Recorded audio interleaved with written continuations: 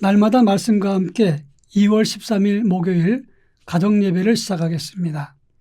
다 같이 찬송가 395장 자비하신 예수여 1절과 2절을 부릅니다. 찬송가 395장을 부르겠습니다.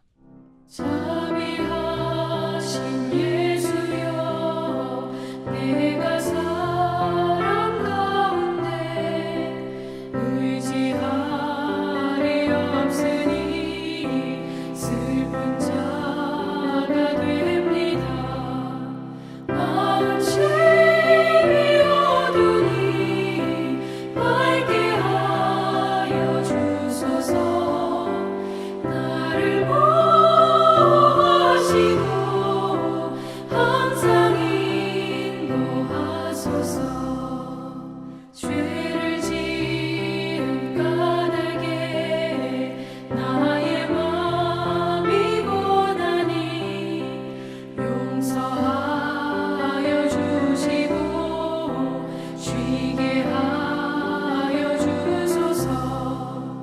천국 가고 싶으나 나의 공로 없으니 예수 공로 힘입어 천국 가게 하소서. 아멘.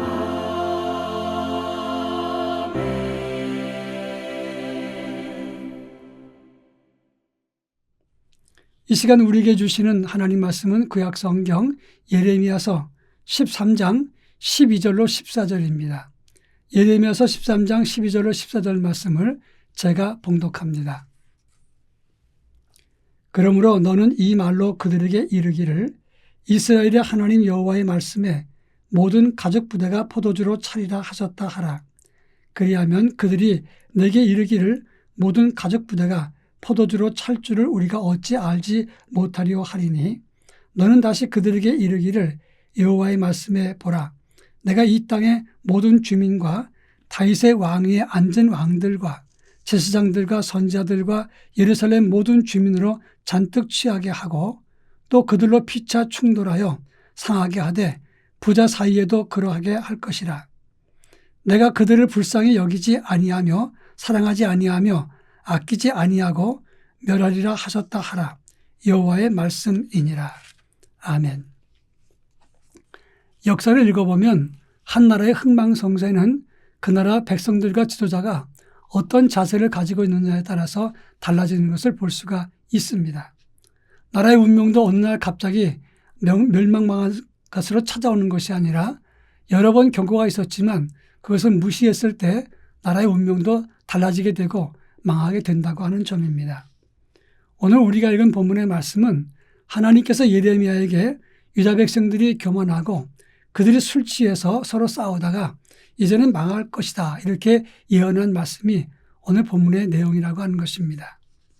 예레미야서 13장에서는 두 사건을 설명하는데 베띠 사건과 포도주 가족 부대 사건을 설명하고 있습니다. 1절부터 11절에서는 예레미야에게 말하기를 너는 허리에 띠는 이 베띠를 가지고 유브라데 강까지 갔다가 그 강가의 땅에다 감추라고 했습니다. 그리고 여러 날 후에 다시 파서 내게로 가져오라 했는데 그런데 그 사이에 베띠가 썩어서 쓸모없게 되었다고 설명하고 있습니다. 이것은 유다와 예루살렘의 교만을 이같이 썩게 하리라고 하신 하나님의 경고의 말씀이었습니다. 베띠를 허리에 독인다고 하는 것은 이것은 영적인 의미에서 하나님께서 유다와 예루살렘 백성들을 하나님 소유로 삼고 자랑으로 삼았다는 것을 뜻하는 것입니다. 그런데 그들의 교만에서 이같이 썩어버리셨으니 아무짝에도 쓸모없이 것이 됐다 이렇게 말하고 있는 것입니다. 그런가 하면 두 번째 예언이 오늘 본문 12절부터 14절의 말씀인데 이것은 포도주 가죽 부대의 비유라고 하는 것입니다. 12절의 말씀 보면 모든 가죽 부대가 포도주로 가득 차리라 이렇게 말씀하고 있습니다. 포도주 가죽 부대는 유다 백성들을 말하는 것인데 가죽 부대의 목적은 포도주를 담는 것입니다. 그런데 포도주가 무엇을 의미하는 것입니까? 구약에서의 포도주는 기쁨과 하나님의 은혜 그리고 하나님의 복된 축복을 말하고 있는 것입니다.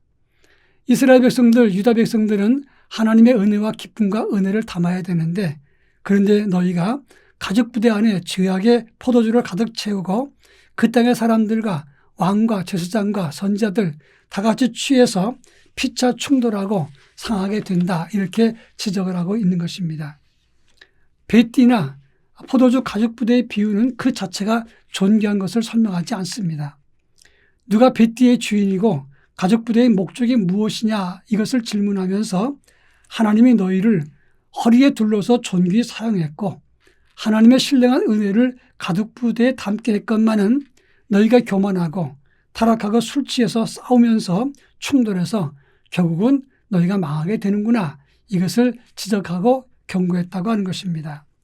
이 본문을 통해서 중요한 것은 첫째가 자기 위치, 우리 인생의 존재와 목적을 모르면 교만하게 되고 결국은 망하는 길에 들어서게 된다고 하는 것입니다.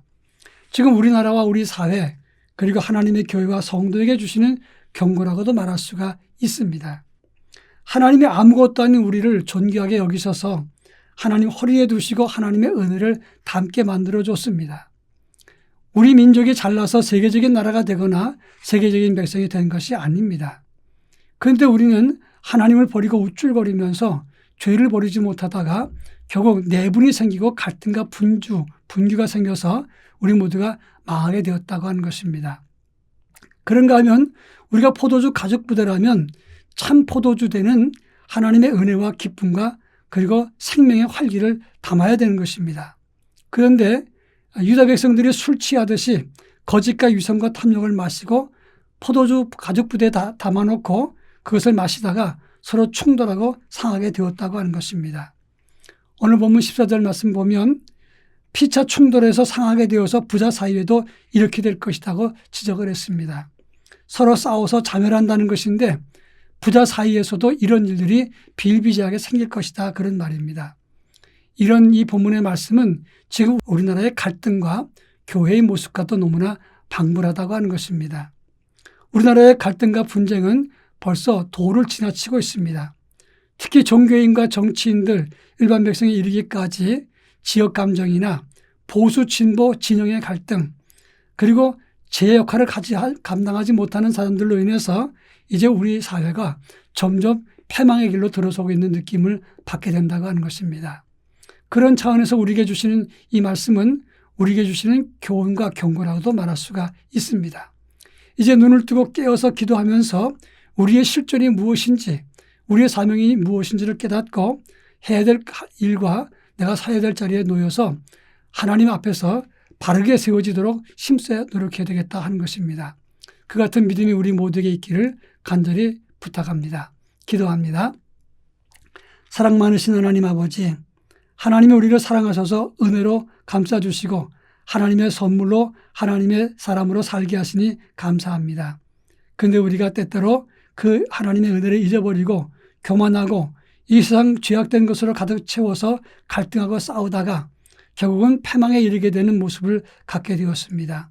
원하옵건대 우리 믿는 사람이라도 자기 자리를 지키고 제 위치에서 기도해서 이 나라를 위해서 이 나라의 미래를 위해서 힘쓸 수 있도록 은혜를 덧입혀 주시고 갈등과 분규 속에 있는 우리 모두가 서로 화합할 수 있도록 힘쓰게 하옵소서.